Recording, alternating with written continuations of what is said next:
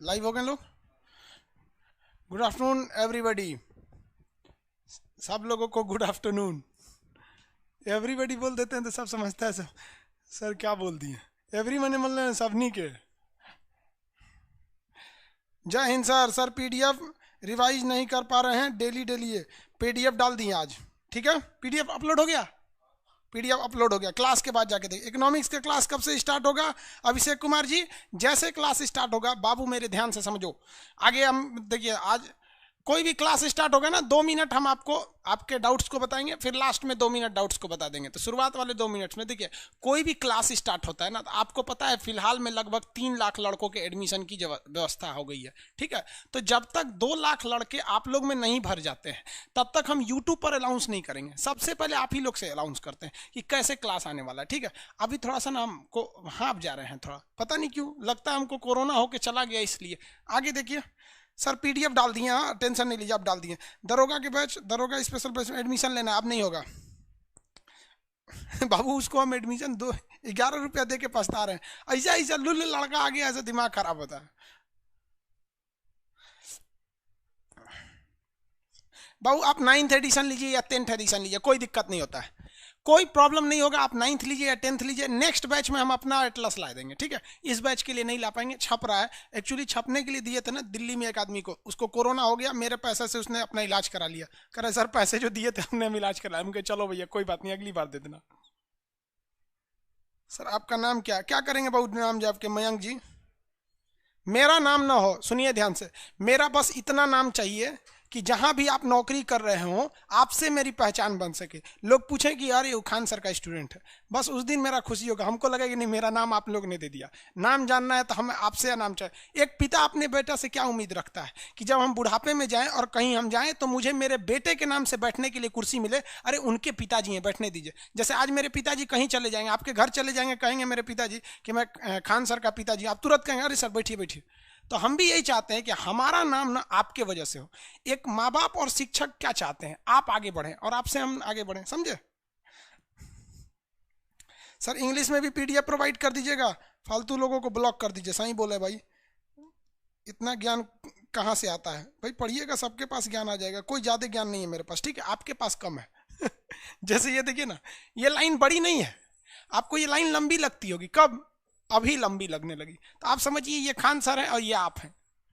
ठीक है, सारे टीचर लोग क्या करते हैं ना, टीचर्स के पास ज्ञान बहुत ज्यादा नहीं होता, आपके पास बहुत कम होता है, इसलिए आपको ज्यादा लगता है। यूपीएससी का पेपर का डिस्कस कर दीजिए। कर देंगे बाबू। मैप से लगभग लगभग 16 क्वेश्चन आए थे यूपीएससी में। आपको हम बताते हैं। आप मेरे पास अगर आप टोटल कितना रुपया खर्च कर सकते हैं, 1000 रुपये में अगर कर दिए ना, आप प्री में फेल नहीं होंगे, यूपीएससी प्री में फेल नहीं होंगे।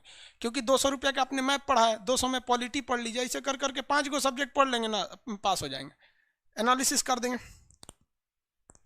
वीडियो का रिकॉर्डिंग नहीं हो सकता है। कमेंट सेक्शन ऑफ कर दीजिए सर। कर देंगे क्या? ऑफ कर दे कमेंट। अरे बफरिंग करने लगा, कुछ सर्वर पे लोड पड़ गया। हाँ ठीक है, चलिए अभी स्टार्ट करते बाबू। हाँ बाबू, मेरी तबीयत ठीक है। आप सब लोग की दुआ के साथ मेरी तबीयत ठीक है। भगवान भी हमको थोड़े ले जाएगा, यमराज भी ले जाएगा, तो हम कहेंगे हे भैया यमराज दिख रहे हैं सर्वर पे कितना लोड है, हमको लेके चल जाएंगे, सब घर आएंगे सबको, इसलिए यमराज भी नहीं ले जाएंगे। आगे आइए बाबू, क्लास हम आपको जहां तक लिए थे उससे आगे एक्सटेंड करते हैं।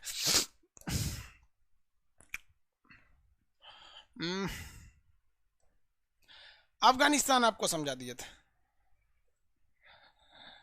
देखिए बाबू, इस वाले नक्शा में आपको पीओके कटा हुआ दिखता है। ठीक है, अब हर इंसान की अलग अलग मानसिकता होती है और सोचने का तरीका अलग अलग होता है। हमारा ये सोचना है कि हम जब जब देखेंगे कि हमारा ये पीओके कटा है, तब तक साला हमको गुस्सा लगेगा। अब पाकिस्तान से तब तक हमारा जो प्रण लिए हैं कि हम ये वापस आएंगे, तब तक हमको ये याद आते रहेगा। इसलिए जब आते हैं तो हम इसको पीओके को बनाते हैं, इसको कलर से रंगते हैं, मेहनत करते हैं। हम इतना नक्शा ले लिए फिर भी इसको सुधारते हैं। अब अपनी अपनी मानसिकता है। हम ये कहना चाहते हैं कि एक न एक दिन हमारे विद्यार्थी में से कोई ना कोई होगा जो आगे जाके इस देश की कमान को संभालेगा, और ये हमारा मेहनत वो उस दिन रोक देगा। फिर हमारा जब पीओके हो जाएगा तो हमारा नक्शा पूरी दुनिया देखेगी। अभी तो ये हो गया कि भैया हम नहीं दिखाएंगे तो कोई दिक्कत नहीं। अलग अलग मानसिकता होती है लोगों की। चलिए देखिए बात, देश बताएंगे, फटाफट स्टार्ट करेंगे। सार्क में कितने देश? सार्क में जितने देश है सबका नाम बताएंगे। सार्क में देश। कोर्स वैलिडिटी क्या है सर? 2 से 2.5 महीना, दिसंबर तक चलेगा ये कोर्स, क्योंकि बीच में अक्टूबर नवंबर दिसंबर तक क्लोज चलेगा। सार्क में कितने देश? 8। 8 के नाम बता देंगे ना? कौन कौन? जॉर्जिया, मालदीव, श्रीलंका, भारत, पाकिस्तान, नेपाल, भूटान, बांग्लादेश। हो गया। अरे कौन बोलता है बीपीएससी? कहीं कहीं यहाँ देखता है यूपीएससी का हम गारंटी लेते हैं, तुमको 1000 रुपये का कोर्स कर लोगे यूपीएससी पास हो जाओगे, तो बीपीएससी बोलता है। अरे जिस पानी में हाथी डूब जाए गधा पूछेगा कि हम हेल जाएंगे। बीपीएससी बोलता है। Very good. आसियान में कितने देश?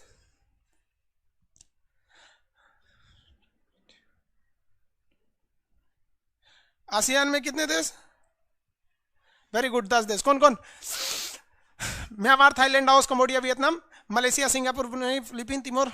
हो गया यहाँ पे, और एक ब्रुनेई था उधर। आगे देखिए, हम अफगानिस्तान तक समझाए थे आपको। महात्मा बुद्ध की बामियान में सबसे ऊंची मूर्ति कहाँ थी? अफगानिस्तान में थी, लेकिन उसको मार के गिरा दिया इन लोगों ने। अफगानिस्तान एक पहाड़ी देश है जहाँ अफीम का उत्पादन ज्यादा होता है। यहाँ एक बहुत ही खतरनाक तालिबान आतंकवादी संगठन है, जिसे हम लोग कहते हैं तालिबान।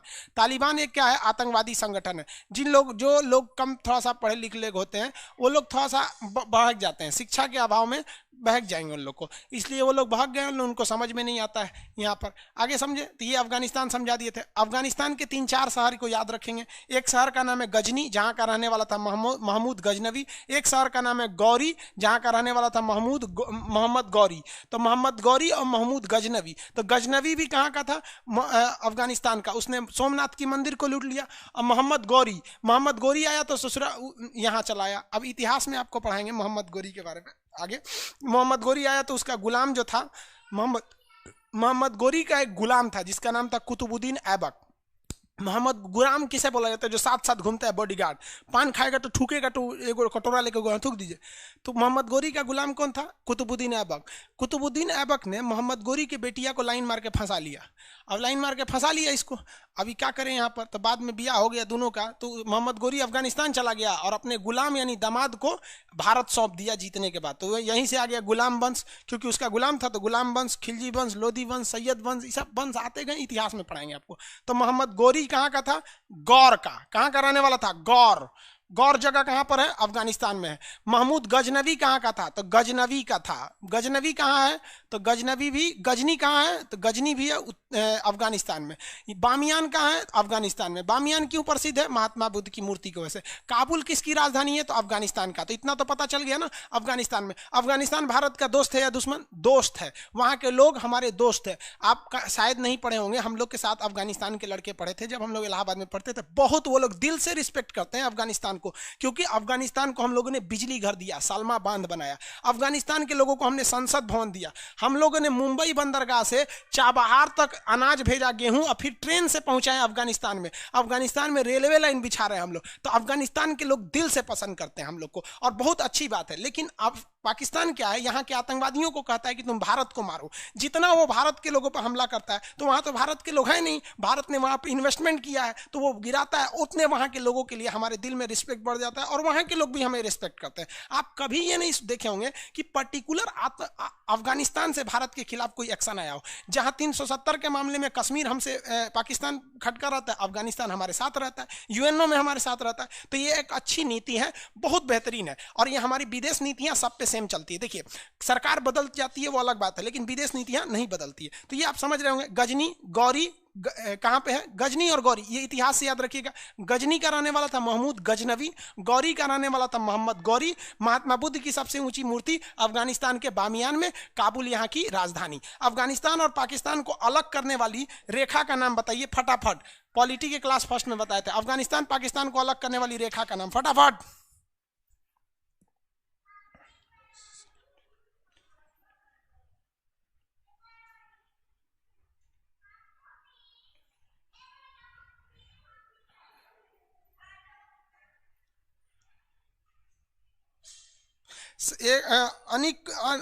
अंकित नागर जी कर रहे हैं सर आपने गोल्डन ट्रायंगल में कुछ और बताया, गूगल कुछ और बताया। देख बबुआ, गूगल जितना नहीं जानता है उतना हम तुमको नक्शा में यहाँ बता देंगे, ठीक है। गोल्डन ट्रायंगल 3-4 जगह है। यहाँ पर जब हम आपको आसियान पढ़ाएंगे ना, तो वहाँ पर गोल्डन ट्रायंगल इसको बता रहा होगा, ये वाला थाईलैंड, लाओस, कंबोडिया, वियतनाम, तो ये एक अलग गोल्डन ट्रायंगल है और ये एक अलग गोल्डन ट्रायंगल अफगानिस्तान में। हम आपको वही बताएंगे जो आपके एग्जाम के लायक है, और गूगल आपको वही बताएगा जो पूरी दुनिया के लायक है। आप बताओ भाई, पहली नौकरी है ना, हम क्या करेंगे, जो एग्जाम पूछता है वो भी बता देंगे, जो दुनिया पूछती है उतना भी बता दें। इतना आप कॉन्फिडेंस रखो ना भाई कि आपको जिस दिन ये बैच खत्म हो जाएगा ना, उस दिन आपको लगेगा कि सर हमने आपको 200 रुपया दिया लेकिन आपने इसको 2 लाख के बराबर पढ़ाया। आप टेंशन नहीं लेंगे। Durand line, very good, Durand line. अरे हाँ, वेरी, एक लड़का और पूछ रहे हैं, बता रहे हैं कि सर वहां पर अलग करने के लिए एक हिंदुकुश माउंटेन भी है। Very good. देखिए, अगर हम पूछेंगे कि ज्योग्राफिकली, भूगोल के हिसाब से कौन अलग करता है, तो वो हिंदुकुश माउंटेन हो जाएगा, उसके इधर रहने वाला हिंदू कहलाता है। याद रखिएगा, हम भी ज्योग्राफी के हिसाब से हिंदू हैं और आप सनातन धर्म को मानने वाले आप भी हिंदू हैं। हिंदू कोई धर्म नहीं है, आप इसे अन्यथा नहीं लीजिएगा, बात को समझिएगा। सनातन संस्कृति होती है। आज तक हमने कहा है कि हिंदू संस्कृति है, सनातन संस्कृति आदमी बोलता है, तो इस साइड का एरिया क्या कहलाता है, हिंदू कहलाता है। हिंदुस्तान का मतलब ये नहीं होता है कि हिंदुओं का स्थान, समझ में आ रहा है कि नहीं, इस ओर रहने वाले का। आप समझते होंगे इस चीज को, अब बात है। और पॉलिटिकली कौन अलग करता है, तो डूरंड लाइन अलग करती है। अफगानिस्तान में पहाड़ है या नहीं है, केवल और केवल ससुरा वहां पहाड़ है। जहां पहाड़ रहेगा वहां ठंड होगी, और जहां पे ठंड होगा वहां 3 चीज याद रखिएगा, वहां के लोग बहुत गोरे होंगे और वहां के लोग का चमड़ा क्या हो जाएगा, पतला होगा और थोड़ा मेहनती टाइप के होंगे लोग, समझ में आ गया। नेपाल के लोगों को देखिए, चमड़ा पतला होता है, मेहनती होते हैं, छोटे पैर के गोरखेल जो लोग होते हैं। बहुत से लड़के इसमें नेपाल के हैं जो पढ़ते हैं, एक्चुअली वो लोग, कई लोग इंडिया में रहते हैं, नेपाल और यूपी का, बिहार का एरिया सटा हुआ रहता है। आगे बढ़े,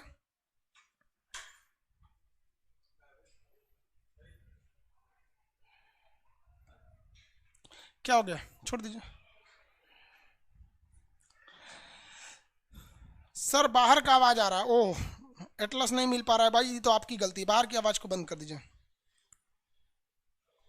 डूरंडाइन, आगे बढ़िए, बहुत अच्छा भाई। हम तो कभी ये उम्मीद नहीं किए थे कि कोई ये माउंटेन भी नाम देगा इसका। मिंदू कुश पर्वत नहीं, वो हिंदू कुश पर्वत है। अरे यार, मिंदू कुश पर्वत नहीं। आगे बढ़े।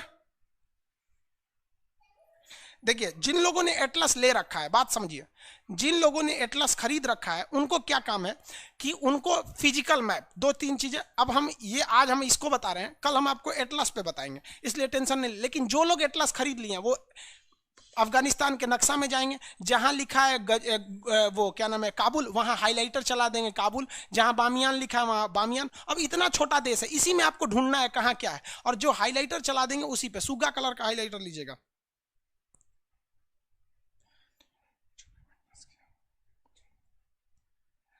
आगे देखिए, अब हम लोग इसके आते हैं, पाकिस्तान के बारे में बताएंगे। तो ये लोग, ये कराची बंदरगाह है कि ग्वादर, कराची है या ग्वादर,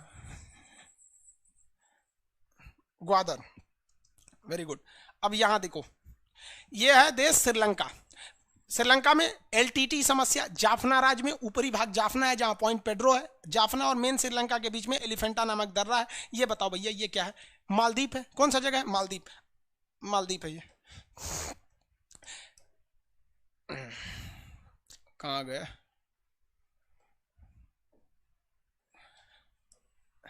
ये नक्शा देख रहे हैं, ये पूरा एशिया का नक्शा है। अगर आप इसको गौर से देखेंगे तो आपको पता चलेगा कि ये वाला एरिया कौन सा है, मालदीप, ये श्रीलंका। अमेरिका पहले श्रीलंका में आना चाहता था, भारत ने भगा दिया। नेपाल में आना चाहता था, चाइना ने भगा दिया। अल्टीमेटली वो पीओके में जाके हो गया। इसके अलावे यहाँ पर एक देश है जिसका नाम, एक द्वीप है जिसका नाम है ब्रिटिश इंडियन ओशियन टेरिटोरी। क्या नाम है, ब्रिटिश इंडियन ओशियन टेरिटोरी, क्योंकि यहां पर किसका कब्जा है, ब्रिटेन का है, ब्रिटिश इंडियन ओशियन टेरिटोरी। इसने इसे आजाद ही नहीं किया, और ये हम लोग की लापरवाही थी, हमने इसे भी आजाद कर लेना चाहिए था। और उस द्वीप का जो नाम है, उस द्वीप का नाम है डीगो गार्सिया। क्या नाम है, डियागो, डियागो गार्सिया। भैया ये 2016 का क्वेश्चन है यूपीएससी का। डिएगो गार्सिया कहां पर है? तो वो इंडियन ओशियन में है। डिएगो गार्सिया पर किसका अधिकार है? ब्रिटेन का। British Indian ocean territory, Britain का वह टेरिटरी मतलब होता है क्षेत्र जो इंडियन ओशियन में है, तो ये ब्रिटेन का कब्जा है। और यहां पर डिएगो गार्सिया, आइलैंड का नाम क्या है? Diego Garcia. कब्जा किसका है? ब्रिटेन का। तो इस डिएगो गार्सिया पर ब्रिटेन यानी यूके और यूएस दोनों की क्या रहती है? आर्मी रहती है, यानी आर्मी, एयरफोर्स, मिलिट्री रहती है। यहां पर इतनी आर्मी है इन सबों की डिएगो गार्सिया बेस पर, जहां पर या पूरे एशिया को कंट्रोल कर सकते हैं। अब सोचिए इतनी आर्मी है कि डिएगो गार्सिया से उड़ान भर के ये लोग कहां गए थे? इराक पर हमला करने गए थे। इतना खतरनाक एरिया है आपका डिएगो गार्सिया। क्वेश्चन में आएगा डिएगो गार्सिया आइलैंड किस कहां पर है? तो इंडियन ओशियन में है। डिएगो गार्सिया कहां पर है? इंडियन ओशियन में है। इंडियन ओशियन में। उस पर कब्जा किसका है?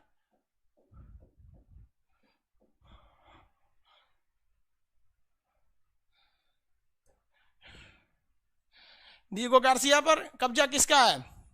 ब्रिटेन का। लेकिन वहां किसकी किसकी नौसेना रहती है? किसकी किसकी नौसेना रहती है? नौसेना, वायुसेना, तीनों सेना रहती है। ब्रिटेन और अमेरिका दोनों की रहती है। ब्रिटेन और अमेरिका दोनों की रहती है। मिलिट्री बेस आपको दिखा देते हैं डिएगो गार्सिया का। अब ये डिएगो गार्सिया में ना अमेरिका ने पूरी तरह से मिलिट्री बेस बना रखा है। सारे लोग वहाँ, फौज का पूरा अड्डा है, समझिए कि वो पूरी तरह से क्या है? फौज का एक अड्डा है डिएगो गार्सिया। वहाँ केवल फौज ही रहती है, बाकी सबको भगा दिया उन लोगों ने डिएगो गार्सिया से। आपको हम दिखा देते हैं सैटेलाइट इमेज। वो सैटेलाइट इमेज पे आपको थोड़ा सा क्लियर दिख जाएगा डिएगो गार्सिया। वहाँ पे इतनी ज्यादा फौज रखे रहते हैं सब ये लोग। देखिए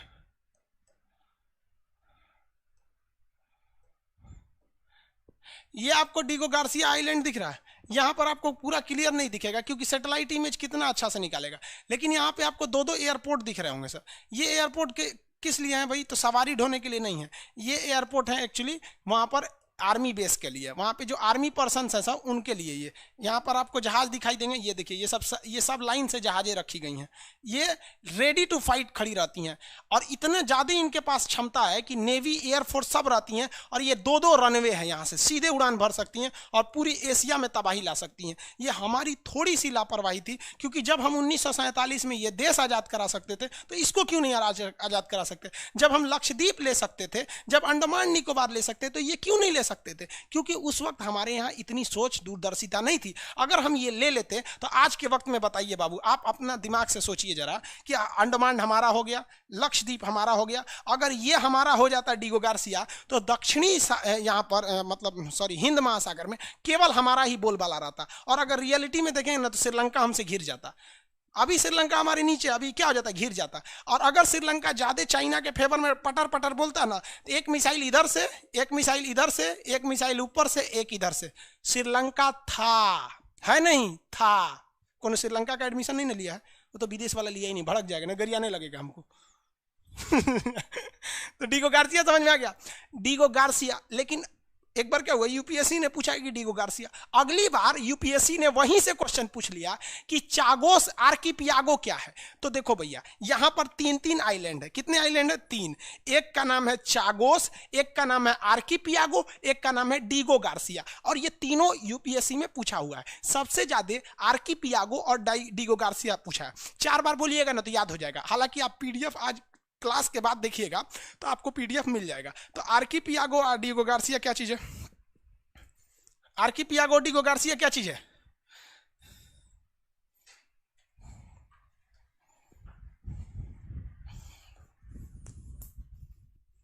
क्या चीज है भैया? आइलैंड है भैया।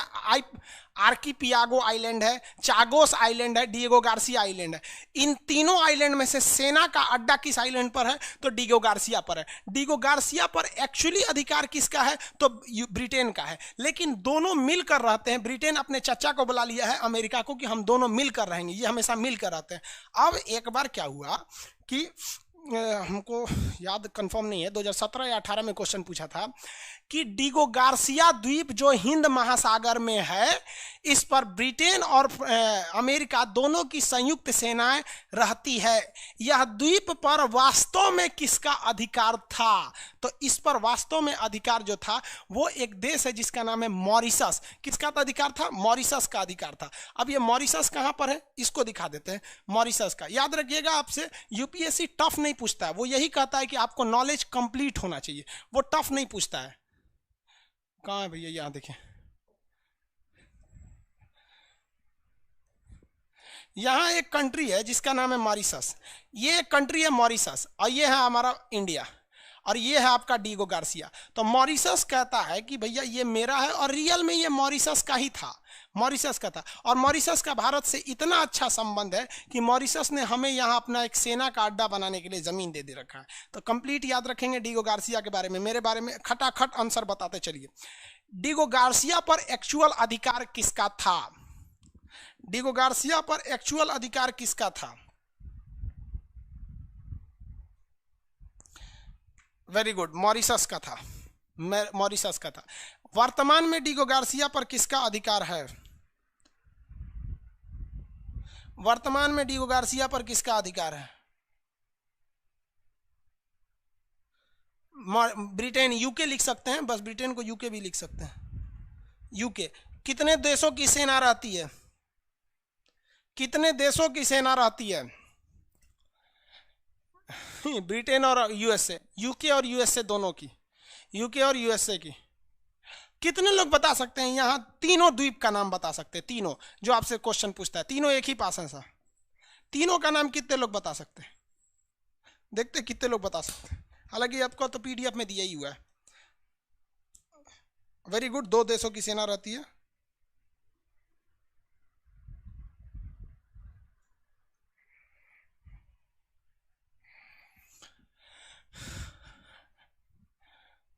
दोनों देशों की फौज रहती है।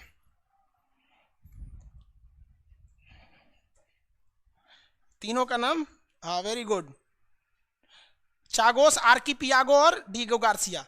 चागोस, आर्किपियागो नहीं लिख पा रहे होंगे लोग, आर्किपियागो। सुनिए ध्यान से, एक बार क्वेश्चन जब पूछा था ना इसमें यूपीएससी में कि आर्किपियागो क्या है, तो एक मेरे बगल में एक लड़का रहता था घर के पास में ही, तो कहता सर आर्किपियागो पूछा था, हम मार दिए पक्षी है। आर्किपियागो पक्षी नहीं है। आर्किपियागो क्या है? एक द्वीप का नाम है, आइलैंड का नाम है। हो गया, आगे बढ़े, चलो।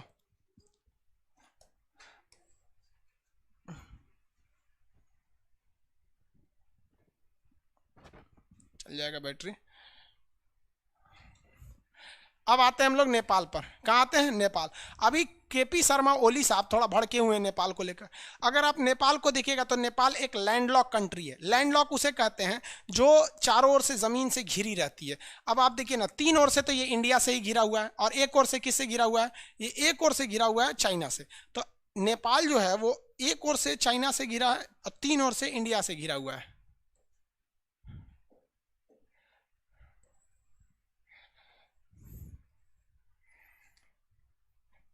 देखो भैया नेपाल को, यह है हमारा पड़ोसी भाई नेपाल। ओली साहब जब से आए हैं चौपट कर दिए इसको। नेपाल का लड़का बुरा मत मानो भाई, हम आपको अपना भाई मानते हैं, लेकिन आप हमारे देश पे चढ़ेंगे तो हम कैसे भाई मानेंगे? हाँ, ये 3 ओर से किससे घिरा हुआ है? इंडिया से घिरा हुआ है, ठीक है, इंडिया से। और एक ओर से किससे घिरा है? चाइना से। समस्या देखिए, ये अभी ओली साहब की सरकार जो है वो अपनी सरकार को बचाने के लिए, बड़ा इजी होता है ना कि आप नेशनल मुद्दा छोड़ दीजिए। जैसे मोदी जी का चुनाव कब होगा? 2024 में। अगर मोदी जी इस दौरान कुछ भी नौटंकी करे कोई दिक्कत नहीं है, बस चुनाव से पहले, मोदी जी का चुनाव कब होगा भैया? देखिए अप्रैल 2024, ठीक है। फरवरी से मार्च के बीच में 2024 में अगर एक हमला बस पाकिस्तान पे मोदी जी कर देंगे ना, लोग भूल जाएंगे उनका 5 साल में क्या था। और रियल बताएं आपको, 2019 के चुनाव में सबसे बड़ा इफेक्ट सर्जिकल स्ट्राइक का पड़ा था। तो यही चाल चलना चाह रहे हैं कौन? केपी शर्मा ओली। केपी शर्मा ओली कह रहे हैं कि हमारा ग्रेट नेपाल था, हमें वो वापस चाहिए।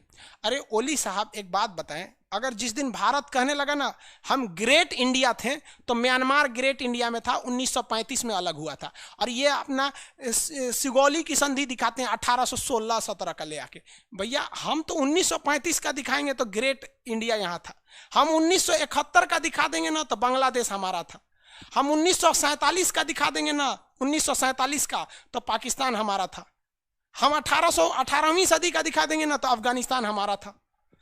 तो फिर ये ओली नेपाल के लोग, आप लोग भी इसको देखते हैं बहुत इंडिया का। अब जरा सोचो, राष्ट्रवाद अच्छी चीज है लेकिन फ्यूचर को देखो ना यार। आप क्या बात कर रहे हो, हम लोग पाकिस्तान को लेते हैं, हमारा ही था ना ग्रेट इंडिया। हम अशोका के टाइम का इंडिया देखेंगे ना जो पूरा एशिया का नीचे वाला इंडिया का था। पाकिस्तान को हम लोगों को दहेज में मिला था चंद्रगुप्त मौर्य को, उस समय उसका नाम था एरिया आराकोसिया जेड्रोसिया पेरिस्पेनियाई, दहेज में मिला था चंद्रगुप्त मौर्य को। अफगानिस्तान और पाकिस्तान पढ़ लीजिए, हिस्ट्री में पढ़ाएंगे आपको, हिस्ट्री और नक्शा सा पूरा जीएस पढ़ना ही पड़ेगा आप लोग को। जाएंगे कहाँ, नहीं पढ़ेंगे तो मन नहीं लगेगा आपको दूसरे जगह। तो नेपाल साहब का क्या कहना है कि यहां से एक थोड़ा सा एरिया यहां पर ये मेरा है। अब ये इनका एरिया का कहना क्या है, इनका डिमांड देखिए। सुगौली की संधि में क्या कहा गया था कि जो नेपाल है ना, नेपाल और इंडिया, इधर इंडिया, इसकी सीमा का निर्धारण कौन करेगा, ये काली नदी करेगी। तो भारत मानता है कि काली नदी का जो उद्गम हो रहा है वो काला पानी से हो रहा है। कहां से हो रहा है, काला पानी से। लेकिन नेपाल कहता है कि नहीं, काली नदी का जो उद्गम हो रहा है वो लिम्पियाधुरा से हो रहा है। कहां से हो रहा है, लिम्पियाधुरा से। तो अगर लिम्पियाधुरा से होगा, बात समझिए, अगर लिम्पियाधुरा से होगा तो ये नेपाल यहां तक आ जाएगा, यहां तक आ जाएगा कि नहीं। और अगर काला पानी से मांगेंगे तो नेपाल जहां है वहीं रहेगा। यही बवाल हुआ था। हम अब तक के वीडियो में सबसे ज्यादा हमको नेपाल वाला इसी पे गरिया है कि तू क्या बोलता है, ये है वो। तो भाई हम सच बोल दिए हैं यहाँ पे। अब भारत कहता है कि भैया ये है। अब मेन बवाल इसी तीन को लेके है। और राष्ट्र मुद्दा ऐसा होता है ना कि प्रधानमंत्री सही कर रहे हैं या गलत कर रहे हैं, लोग उसके साथ हो जाएंगे। अभी आज नरेंद्र मोदी बोल दे कि हम लाहौर वापस लेके आएंगे, 80% जनसंख्या उनके साथ हो जाएगी। अभी मोदी जी कह दे कि हम सिंध वापस लेके आएंगे, क्योंकि हमारे राष्ट्रगान में पंजाब, सिंध, गुजरात, मराठा, पाकिस्तान का एक राज्य है सिंध, वापस ले आएंगे तो उनके साथ हो जाएंगे। तो यही है नेपाल के साथ। तो ये विवाद चल रहा है इसी को लेकर। हालांकि इंडिया कहता है कि ये एरिया हम इसलिए रखे हैं क्योंकि ये एरिया जो काला पानी का एरिया है ये चाइना से सट के है, हमको यहाँ हमला करना पड़ेगा क्योंकि चाइना पे भरोसा नहीं है। ओली साहब मेन बवाल इसलिए किए क्यों चाइना के फेवर में जा रहे हैं। ये कसम खा के रखे हैं कि हम नेपाल से भारत के रिश्ते बर्बाद कर देंगे, लेकिन भारत संयम से कर रहा है क्योंकि उनको पता है कि लोकतंत्र में सबकी सरकार नहीं रहती है, पलट जाती है। सरकार जाएगी तो सब लोग सुधर जाएंगे। अब जरा नेपाल के लोगों को हम बता देते हैं। देखो भैया, ये नेपाल है, ये एरिया है तिब्बत, जिसे चाइना ने कब्जा कर लिया तिब्बत को। और ये इतना ऊंचा है, 5 किलोमीटर ऊंचा है कि इसके ऊपर से एरोप्लेन नहीं जा सकता है। यानी आपको अगर हवाई जहाज ले जाना है ना तो आपको इंडिया के जमीन से ले जाना पड़ेगा, और इंडिया की जमीन अगर परमिशन नहीं देगी ना तो आप हवाई जहाज नहीं ले जा सकते, मार के गिरा दिया जाएगा। तो जिस दिन भारत से खटकेगा ना, आप हवाई जहाज पे चढ़ना भूल जाएंगे नेपाल के लोग, पहला। दूसरा, कोई भी नेपाल अगर सामान खरीदता है तो उसे कलकत्ता बंदरगाह पे ले आता है, और कलकत्ता बंदरगाह से सड़क होते हुए रक्सौल से वो कहाँ ले जाता है, अपने एरिया में ले जाता है। नहीं तो ये यहाँ से बागडोगरा के पास से लेके जाता है। अगर भारत से रिश्ते खराब होंगे ना तो यहाँ से ये आपका बंद हो जाएगा। फिर मंगाइएगा आप चीन से वो पहाड़ पार करके, फिर चीन से मंगाने में क्या हालत खराब होगा देखिए। ये नेपाल यहाँ तो दिख रहे होंगे आपको। अब देखिए, अगर वो चीन से, सपोज अमेरिका से कोई सामान मंगाता है चीन में, तो चीन का वो मान लीजिए हांगकांग बंदरगाह पे उतारता है तो यहाँ से उसको यहाँ लाना पड़ेगा। और अभी वो कलकत्ता बंदरगाह पे मंगाता है, यहीं से यहाँ आ जाएगा। तो नेपाल के लोगों को ये समझ में नहीं आ रहा है कि भैया आपकी जो सरकार है ना वो जीतने के लिए, अब मान लीजिए आलू अगर मंगा रहे हैं यहाँ से यहाँ ले आने का आलू, तो 10 रुपया किलो अगर यहाँ पड़ा तो यहाँ 15 रुपया में बेच देंगे। लेकिन वही आलू अगर यहाँ 10 रुपया किलो गिरा है, यहाँ ले आएंगे तो 45 रुपया हो जाएगा। तो नेपाल के लोगों को समझ में नहीं आ रहा। हालांकि बहुत सारे लोग समझ रहे हैं इसको, लेकिन वो राष्ट्रीय मुद्दा ऐसा छोड़े हुए हैं नेपाल में। नेपाल पूरी तरह से पहाड़ी एरिया है, और नेपाल से भयानक पहाड़ तिब्बत में है। इसलिए नेपाल से निकलने वाली नदियां तिब्बत में तबाही नहीं मचाती हैं, नेपाल से निकलने वाली नदियां भारत में तबाही मचा देती है, क्योंकि भारत नीचे के एरिया में। तो हमको तो एक और से फायदा ये मिलता है कि हमारे यहाँ पहाड़ नहीं है, इसलिए सड़क वगैरह बढ़िया है, हम खेती वगैरह सब कर लेते हैं। और नेपाल में पहाड़ है, इसलिए नदियों से जो तबाही होती है वो भारत में हो जाती है, उधर की ओर तबाही नहीं होती। लेकिन वहाँ खेती नहीं होता है, खाली शिलाजीत अजीत बेचता है ले आके जड़ी बूटी, यही लोग बेचते हैं लोग ज़्यादातर। भारत में तो आधा से ज़्यादा चाउमीन बनाने वाले लोग नेपाल से आए लोग। क्या हम लोगों ने कभी उनसे भेदभाव किया? उस्ताद बोलते हैं लोग उसको, रेस्टोरेंट में जो बनाते हैं लोग चाउमीन वगैरह नेपाल के लोग बोलते हैं और उस्ताद क्यों। आज भी नेपाल के लोग भारत में कंबल आके बेचते हैं। कभी कोई नेपाल का आदमी बोले कि उनके साथ भेदभाव हुआ है, हम लोग अपने भाई की तरह उनके साथ मजाक करते हैं। और यार आप लोग अगर ये थोड़ी सी जमीन के लिए रिश्ता तोड़ोगे तो जरा सोचो हमारी भारत की संस्कृति। इसीलिए तो कहते हैं कि हम लोग से बड़ी यार दुनिया में किसी का दिल नहीं हो सकता है। भगवान श्री कृष्ण जो थे ना, आखिरी बार कौरवों के दरबार में गए थे और उन्होंने कहा था कि तुम पूरा ब्रह्मांड रख लो, पूरा हिंदुस्तान रख लो, पूरी भारत को रख लो, लेकिन हमें केवल 5 गांव दे दो। लेकिन वो 5 गांव भी नहीं दे पाया। कहां पहुंच गया पता है ना। तो यार हम लोग के टॉलरेंस को मत देखो, हम लोग पूरी कोशिश करते हैं। हमारी संस्कृति है कि हम हाथ जोड़ते हैं, पैर पड़ते हैं, विनती करते हैं। लेकिन अगर नहीं पड़िएगा ना तो हम लोग लात पैर पड़ना भी जानते हैं और पैर चलाना भी जानते हैं। चला देंगे लोग तो चल जाएंगे भीतर, आराम से समझा रहे हैं। और हाँ, हम लोग नेपाल के भाइयों का शुक्रगुजार भी हैं कि हिंदुस्तान ने ऐसा कोई युद्ध नहीं जीता जिसमें हमारे गोरखा भाइयों का खून न बहा हो, और वो आज भी हिंदुस्तान को लड़े हैं अपनी भूमि समझ के। लेकिन वहां पर कोई एक पार्टी अपनी सरकार जीतने के लिए ऐसा करने लगी, ये तो गलत है। गलत है कि नहीं। ओली साहब काय लिए बार बार मिल रहे हैं वहां पर, चीन की राजदूत से खूब मिलते रहते हैं। ओली जी कसम खाए हुए हैं कि हम चौपट करेंगे। लेकिन भारत, सोचिए भारत क्या करता है। भारत मलेशिया से पाम ऑयल खरीदता था। पाम मतलब तेल होता है, पाम ऑयल यहाँ से। तो भारत यहाँ से खरीदता है और नेपाल भी यहीं से खरीदता है। नेपाल के लोग पाम ऑयल नहीं खाते हैं, वो लोग सरसों का तेल खाते हैं। तो ये उसी पाम को मशीन में डाल के तेल बनाता है। पाम इतना बड़ा बड़ा होता है, खजूर टाइप का, और उसको इंडिया में बेचता है। तो भाई इंडिया ने कहा कि हम डायरेक्ट पाम मलेशिया से क्यों नहीं खरीदेंगे, हम अपने यहाँ फैक्ट्री लगाएंगे, हमको होगा। तो नेपाल ने कहा तब तो हमारे लोग बेरोजगार होंगे। सोचिए हम नेपाल से कितनी लगाव रखते हैं। हमने कहा ठीक है, आप भी यहाँ से पाम खरीदिए और यहाँ कारखाना लगा के आप यहाँ तेल सप्लाई कर दीजिए, आपका भी रोजगार मिलेगा, हमारा भी रहेगा। हम आज बंद कर देंगे तो क्या कर लेंगे आप? कुछ नहीं। और ओली साहब यही चाहते हैं कि भारत कोई एक्शन ले ले उनके खिलाफ, ताकि वो जनता को कह सके देखो भारत ने क्या किया, देखो भारत ने क्या किया, ताकि उनको वोट मिल सके। और भारत सरकार एकदम चुप है, एकदम बहुत बेहतरीन काम कर रहे हैं। गवर्नमेंट को भी, मोदी जी को भी सोच समझ के काम करना चाहिए कि कोई बहक गया है तो ऐसा नहीं है कि लाठी का जवाब लाठी से भी दीजिएगा। एक वक्त हम लोग गांधी वाले देश हैं, लेकिन ऐसा नहीं देखे, इसी देश में भगत सिंह भी थे, इसी देश में सुभाष चंद्र बोस भी थे। तो हम लोग पहले गांधी जी का प्रयोग करते हैं, उसके बाद कोई दिक्कत नहीं है। तो ये नेपाल समझ में, नेपाल पूरी तरह से पहाड़ी एरिया है। पूरा का पूरा नेपाल में क्या भरा हुआ है? पहाड़ भरा हुआ है। और पहाड़ जो है सर ना, बहुत ऊंचे ऊंचे पर्वत हैं सब वहाँ पर, और इतने भयानक भयानक पहाड़ हैं जिसका कोई हद नहीं। उन पहाड़ों में अगर आप देखेंगे तो ज़्यादातर एरिया इतने ज़्यादा डेंस है कि पहाड़ से कि आप वहाँ जा ही नहीं पाएंगे। इसलिए नेपाल की ज़्यादातर जो ज़मीन है वो ज़्यादातर बर्बादे हो चुका है। अगर आप उसको 3D देखेंगे नेपाल के पहाड़ों को, तो आप कल्पना नहीं करेंगे कि इतने ऊंचे ऊंचे पहाड़ हैं। उनकी अर्थव्यवस्था भी नेपाल की किस पे चलती है? टूरिस्ट पर चलती है। पहाड़ वाले लोग बहुत ज़्यादा घूमते आते हैं। अब दुनिया के सबसे ऊंची चोटी कौन है? Mount Everest. माउंट एवरेस्ट देख लीजिए, माउंट एवरेस्ट।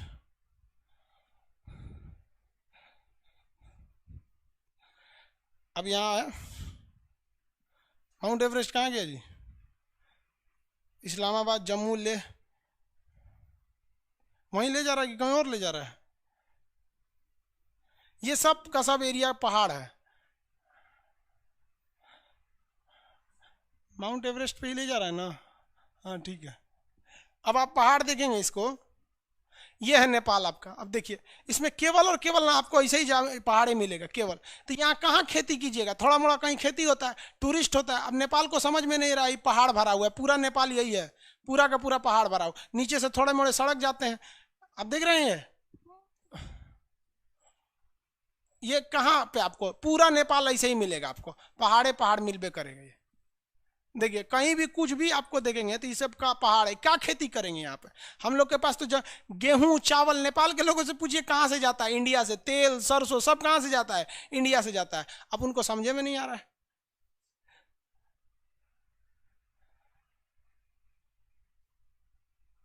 समझ? देखिए पूरा चारों ओर से नेपाल में पहाड़ है। समझा क्या? अब नेपाल जी ने जो नया नक्शा जारी किया है उसको देख लीजिए, न्यू मैप ऑफ नेपाल। अब उसने क्या किया है ना, अपने नए नक्शा में एक्स्ट्रा एरिया को जोड़ दिया है जो उसमें पहले नहीं जुड़ा हुआ था। यहाँ पर उसने एक्स्ट्रा एरिया जोड़ दिया, काला पानी और लिम्पिया धुरा वाला।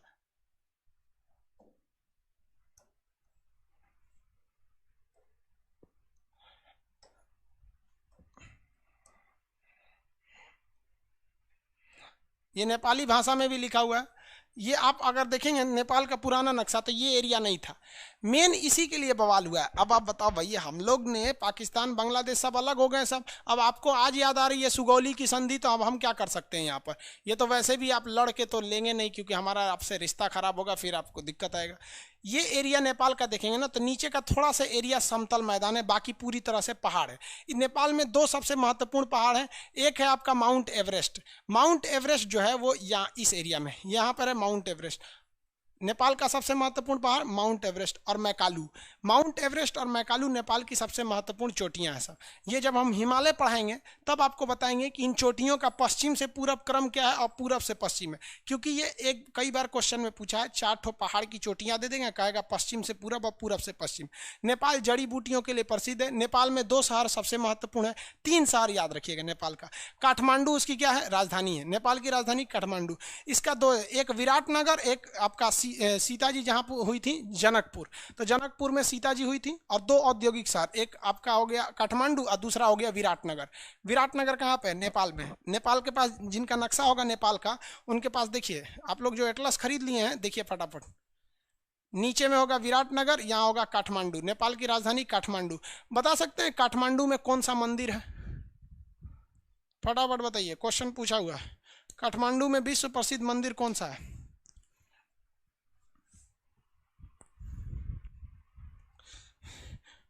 बोल रहा है एक लड़का कि ओली जी को चीन की राष्ट्रपति पसंद आ गई है, मतलब राजदूत पसंद आ गई है।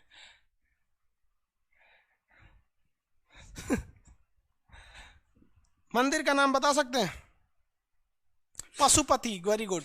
पशुपतिनाथ जी का मंदिर है। पशुपति किसे कहा जाता है? शंकर जी को। शंकर जी का बहुत विशाल मंदिर है यहाँ, पशुपतिनाथ मंदिर बोला जाता है, नाम है। अरे पति मतलब क्या होता है भैया? पति मतलब होता है ध्यान रखने वाला। जो आपका ध्यान रखे उसी को क्या कहते हैं? पति। जैसे जो प्रजा का ध्यान रखे, प्रजापति। ध्यान से, प्रजा का ध्यान रखे प्रजापति। जो पूरे राष्ट्र का ध्यान रखे राष्ट्रपति। समझ में गया? जो महिला का ध्यान रखे ससुरा चाय पत्ती। महिला उसको पति थोड़े छोड़ती है, चाय पत्ती बना देती है उसको। समझ में गया? आगे देखिए नेपाल के बारे में। आगे जब हिमालय पढ़ाएंगे ना तो हम इसमें हिमालय पढ़ाएंगे। हिमालय के छोड़ के बाकी नेपाल में है क्या? एक काठमांडू घूमने वाला जगह, पशुपति जी का मंदिर है। बाकी नेपाल लैंडलॉक कंट्री है, ऊपर में चाइना से, नीचे से इंडिया से। बाकी हिमालय का चीज़ है, हिमालय अलग से टॉपिक है, उसमें आपको क्लियर करेंगे। अगला जो है जगह है भूटान है। अगला जगह का नाम क्या है? भूटान।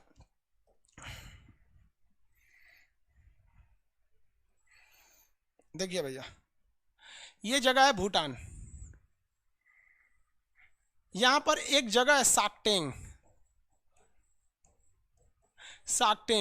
चीन कहता है कि साकटेंग मेरा है। अब जरा देखो भैया भूटान को, ये भूटान दिख रहा है आपको? भूटान दिख रहा है ना? भूटान भी सेम नेपाल की तरह है। सेम नेपाल की तरह मतलब वो भी 3 ओर से इंडिया से घिरा है और 1 ओर से चाइना से घिरा है। 1 ओर से चाइना से घिरा। नेपाल भी 3 ओर से इंडिया से घिरा था, 1 ओर चाइना से घिरा। अब भूटान का एक जगह है जिसका नाम है साकटेंग, जो इंडिया की ओर है नीचे। चोट्टा चाइना क्या कहता है कि साकटेंग मेरा है। अरे हरामी साले, इधर से कैसे तुम्हारा हो जाएगा? मतलब सोच रहे हैं साकटेंग उसका कैसे हो जाएगा, ये हमको नहीं समझ में आ रहा। साकटेंग तो नीचे है, इंडिया की ओर है, ऐसे कैसे हो जाएगा साकटेंग तुम्हारा? अब मान लीजिए कि भैया साकटेंग यहां रहता तो समझ में आता, साले तुमसे विवादित है। तुम साले हरामी बोलते हो कि साकटेंग तुम्हारा है। अजब हाल है। कोरोना तुम्हारे बाप का नहीं है, मतलब कोरोना है तो वो चाइना का नहीं है, बाकी सब साला चाइना का है। दक्षिणी चीन सागर हो जाए चाहे कुछ भी हो जाए, चाइना का है। गाली देना अच्छा नहीं लगता है टीचर होके, लेकिन ऐसा थोड़ी है कि हम गाली दे नहीं सकते। गाली हम केवल इंसानों को नहीं देते, हरामियों को तो दे ही सकते। एक ये है, एक ये है।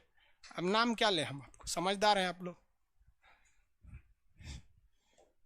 सारा चाइना से पूरी दुनिया परेशान है, पाकिस्तान से मुसलमान परेशान है, जाके बम फोड़ देता है।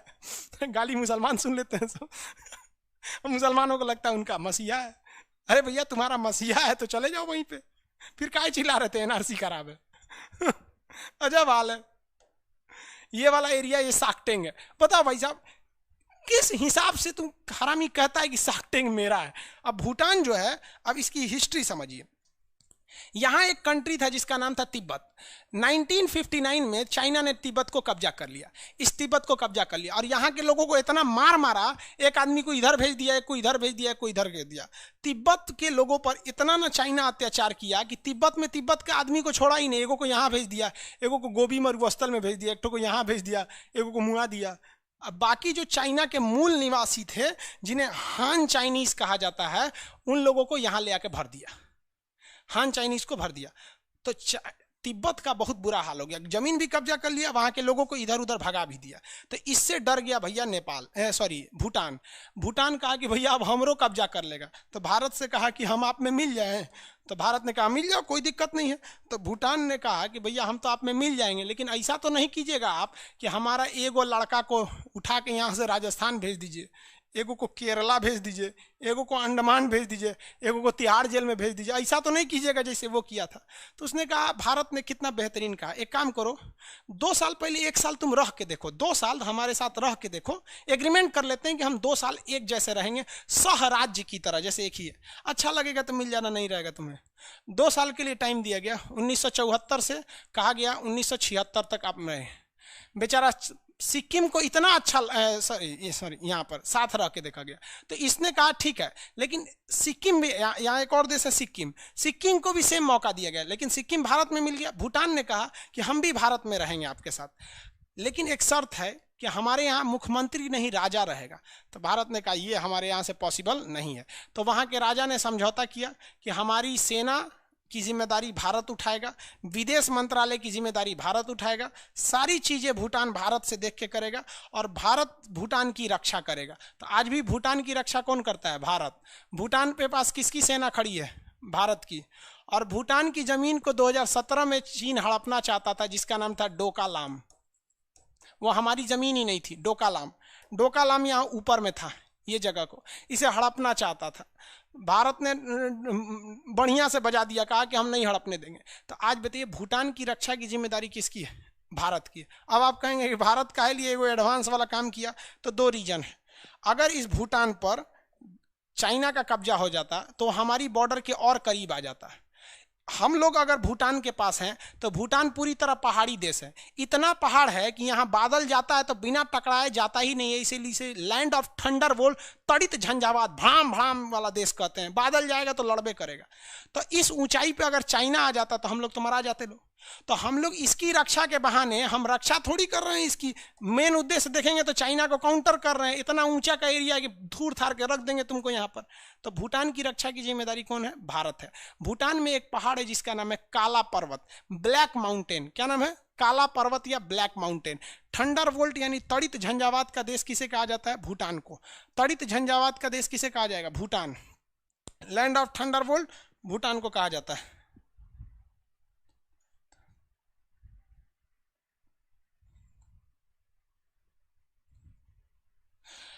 एक आदमी कह रहे हैं कि सर वो अरुणाचल प्रदेश का भी समझता है। समझ आ गया कि नहीं आता? अजब हाल है। हम देखिए, हम कभी राजनीति में नहीं जाना चाहते हैं और ना ही हम राजनीतिक टिप्पणी करते हैं। हमारे में खराबी है कि भैया जो है वो हम बोलते हैं, ये खराबी है। अगर हमें भारत का कमान सौंप दिया जाता तो हम चाइना को एक ही बात कहते हैं कि चाइना तुम्हें हमसे जो भी व्यापार करना है वो दूतावास के थ्रू होता है, एम्बेसी। चाइना का एक अधिकारी दिल्ली में बैठा है, हम नियम लगा देते हैं कि चाइना का वह अधिकारी दिल्ली में नहीं बैठेगा, अरुणाचल प्रदेश में बैठेगा। तो जब वो अरुणाचल प्रदेश में बैठेगा तो परमिशन किससे लेगा? वहाँ के गवर्नर से लेगा। सीधी सी बात, अगर आप गवर्नर से परमिशन ले रहे हैं यानी वो जगह आपका नहीं है।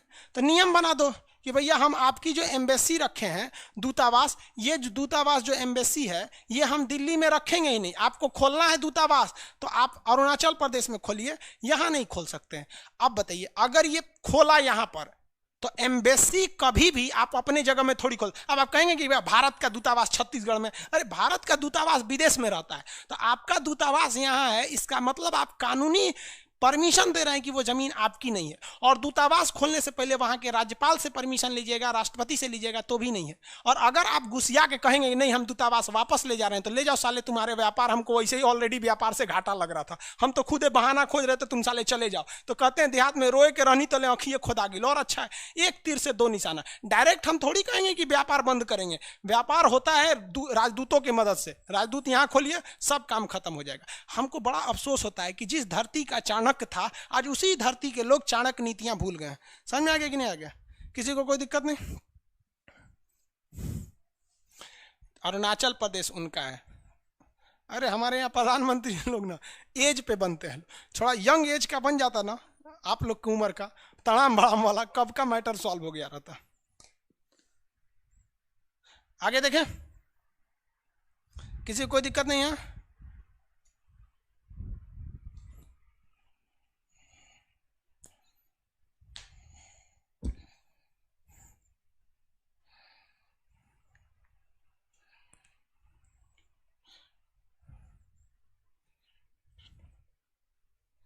हाँ, पशुपति मंदिर के लिए डोनेट किया गया है, भारत सरकार की ओर से डोनेट किया गया है, अच्छी बात है। नेपाल में भूकंप भी आया था तो हम लोगों ने डोनेट किया था।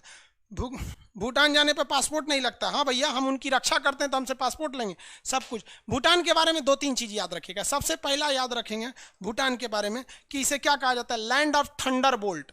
क्या कहेंगे? थंडर बोल्ट मतलब तड़ी झंझावात, यानी बिजली तड़कने वाला देश। यहाँ एक ब्लैक माउंटेन है, काला पर्वत है, ब्लैक माउंटेन। इसकी रक्षा कौन करता है? भारत करता है। इसकी राजधानी तो आपको पता ही होगा भैया, भूटान की राजधानी थिम्पू है। यहाँ का सबसे बड़ा शहर का नाम है पारो। पारो शहर का नाम है। इसका सबसे बड़ा शहर का नाम क्या है? पारो।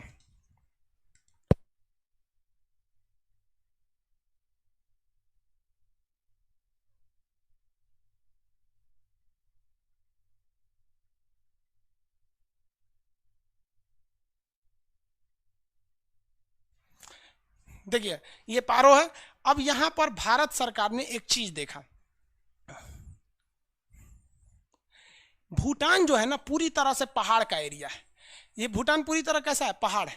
और यहाँ से जो नदियाँ निकलती हैं ना, ये बहुत ही रफ्तार से नदियाँ निकलती हैं। नेपाल में भी नदियाँ निकलती हैं लेकिन बर्फ से ढक जाती हैं। लेकिन भूटान की नदियाँ में ना रफ्तार बड़ी तेज रहता है। भूटान से आने वाला पहाड़ एकदम खड़ा ढाल है, और अगर यहाँ बांध बना के बिजली बना दिया जाए तो एक नंबर हो जाएगा। तो भारत ने यहाँ 3 बिजली घर बनाया है। एक का नाम है आपका ताला प्रोजेक्ट, एक का नाम है चूखा प्रोजेक्ट, एक का नाम है दो गाछू प्रोजेक्ट।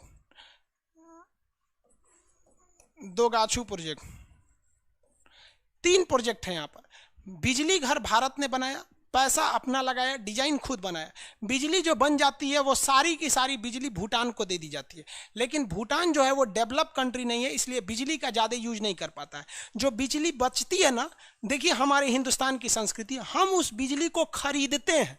सोचिए, बिजली घर मेरा, टेक्नोलॉजी मेरी, इंजीनियर मेरा, पैसा मेरा।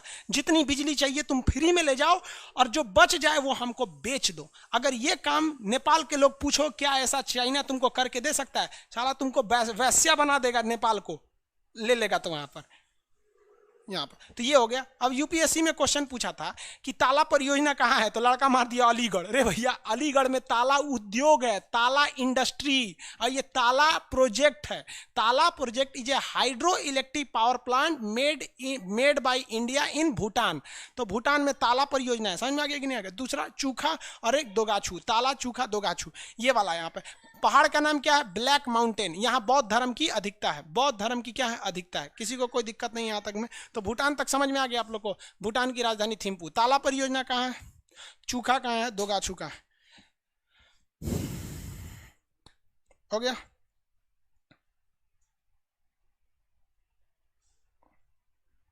पारो, देवदास वाली पारो नहीं।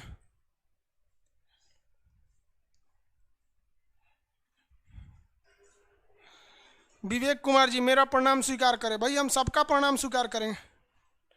नेपाल में 6 घंटा बिजली रहती है। तो भारत सरकार देखिए, नेपाल के लोग देखिए, अरे आप जानबूझ के अझुराइएगा तो हम क्या कहेंगे।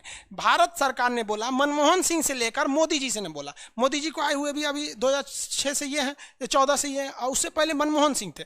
सबने नेपाल से बोला कि देखो भैया, हम तुम्हारा बिजली घर बना देते हैं, हम बनाएंगे, सब कुछ हम करेंगे, जो बिजली लगेगा तुमको लेना, तुम हमें बिजली बेच देना। तो कहता है पता है क्या, कि हम बिजली जो बेचेंगे ना उसका पैसा आप डॉलर में दीजिएगा। ले, तू तो जानबूझ के अझुरा रहा है भैया। हमारा रुपया नेपाल में चल जाता है, आप नेपाल में भारत का रुपया दीजिएगा तो चल जाता है, वहां के लोग कन्वर्ट कर लेते हैं, कोई ज्यादा दिक्कत नहीं आता है वहां पे। तो कह रहा है कि डॉलर में दीजिएगा। अब यहाँ भारत की भी गलती है। अरे भैया, जब वो अझुरा रहा है, छोटका बच्चा जीत करता है ना, हम लेमचू से खाएंगे तो दे दो ना यार।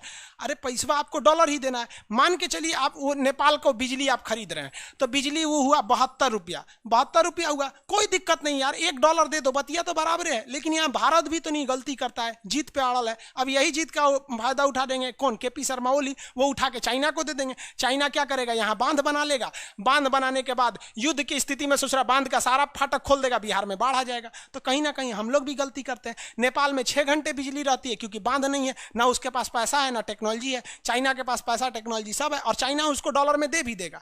और बदले में चाइना क्या करेगा, इतना ना, चाइना फ्री में बिजली घर बना के देगा उनको, इतना पैसा का बिल थमा देगा कि नेपाल कभी दे नहीं पाए, उसके गुलामे हो जाएंगे। फ्री में चीज चाइना का कुछ होता ही नहीं। फ्री में साला कोरोना नहीं दिया वो, देख रहे हैं, सबको कोरोना फैला के मास्क पहुंचा दिया। तो भारत को आपको थोड़ा बहुत तो समझ में आ गया। भूटान 3 ओर से भारत से, नेपाल भी 3 ओर से भारत से, ऊपर चाइना, इसके भी ऊपर, यहाँ भी पहाड़, यहाँ भी पहाड़। ये हमारा दोस्त है, ये हमारा एकदम जिगरी दोस्त है। यहाँ भी भड़का हुआ है, इसकी पूरी देखरेख हम करते हैं। यहाँ भी पासपोर्ट नहीं लगता है, यहाँ भी पासपोर्ट नहीं लगता है। दोनों के दोनों पहाड़ी क्षेत्र हैं। आगे बढ़े, इतना समझ में आ गया। आज के लिए इतना ही रहने देते हैं। अभी कोई डाउट है तो बोलिए।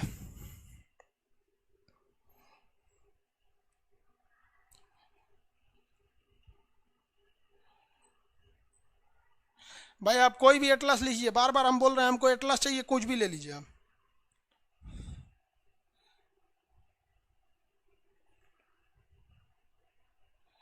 इमोजी बना बना मत भेजो भैया, ताला परियोजना की जगह ताला बना के भेज रहे हो, मजाक थोड़ी हो रहा है। पारो जगह का नाम है उसका, देवदास वाली पारो नहीं। इसे पारो के चक्कर में रहना, बेरोजगार रह जाओगे जिंदगी भर। हम एटलस 9th एडिशन लिए हैं, 9th एडिशन लिए हैं, हम क्या कर सकते भाई, जो एडिशन लेना है ले लीजिए, बस उसमें नक्शा रहना चाहिए सबका।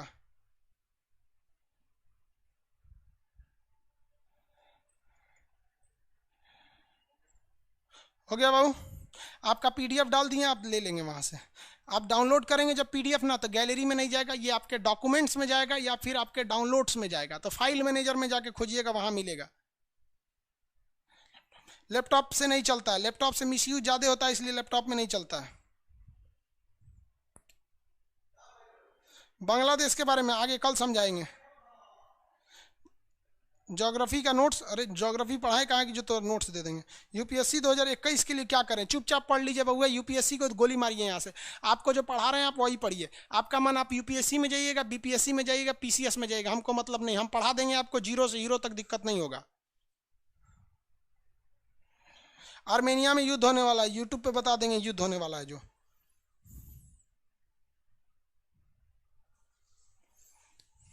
कम एज का पीएम कोई दिक्कत नहीं भाई, कम एज का पीएम बनेगा कि नहीं बनेगा कोई ठीक नहीं। राहुल गांधी कम एज का थोड़ी है, 50 साल का हो गया, अब का दोबारा बुढ़ाएगा, सरकारी नौकरी में रहता तो रिटायर होने वाला होता।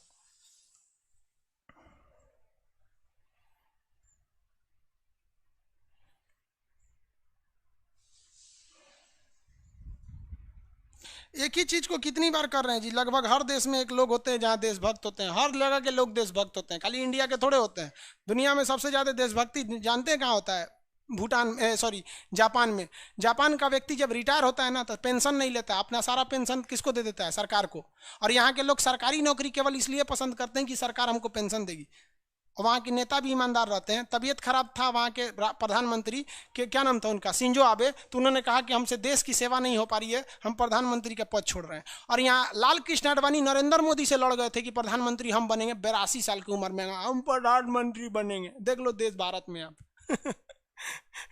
मोदी का विरोध किसने किया था, खुद बीजेपी के सबसे वरिष्ठ नेता लाल कृष्ण आडवाणी 2014 में त्यागपत्र दे दिए थे कि मोदी बनेंगे तो हम छोड़ देंगे। बाद में राजनाथ सिंह बनाए थे। आज ना आप लोग राजनीति करना सीखे हैं, 10 साल पहले जाइए, सब समझ में आ जाएगा।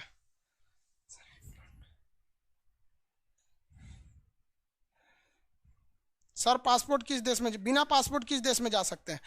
लगभग 20-22 देश है बिना पासपोर्ट किसी देश में, मतलब एक नेपाल है, एक भूटान है, बाकी सब जगह पासपोर्ट लगेगा आपको, वीजा भले नहीं लगेगा।